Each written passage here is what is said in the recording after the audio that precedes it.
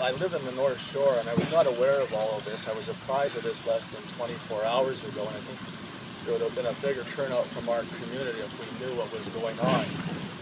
Having said that, I just put some notes together on behalf of the Confratellanza Italo-Canadese, who I'm speaking of, and I am their president.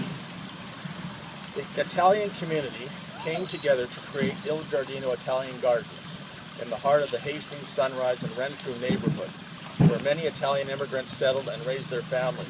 The volunteer Italian Gardens Committee that was created included several prominent Italian families in 2000. The Aquilini family, who grew up over here, and the Mosconi families. Also, we have John Tatey, John Barbieri, who were members of that committee, and they told me that they raised upwards of about $500,000 in the year 2001.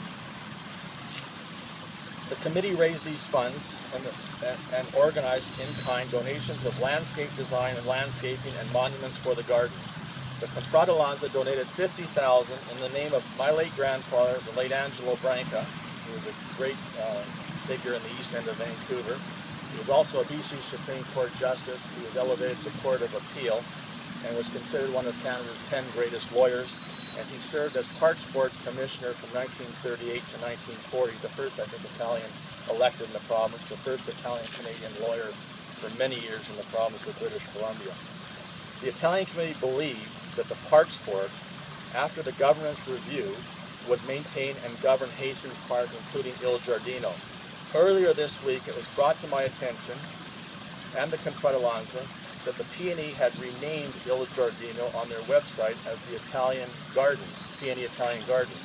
This is very disrespectful to our community, who worked so hard to give this park a name that reflects our Italian heritage, culture, and contribution to the park. Under the governance of the P&E, Il Giardino has been poorly maintained. I've heard from some of our people, removal of graffiti, plant and grass maintenance has no regular schedule. Our community has filed complaints about the state of the park. Also, in the early planning of Il Giardino, our vision was for the park that would be accessible to all of the community, for the Italian community, and all the people who enjoy free of charge. Currently, Il Giardino is gated off during the P&E, and the only way to gain access is to purchase admission to the fair. Also, this park has been rented for exclusive private events, limiting the community's access to Il Giardino for several months of the year.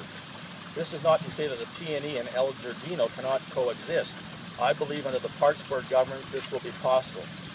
We in the Confratellanza Italo-Canadese would like to see Il Giardino and all of Hastings Park governed by the Parks Board.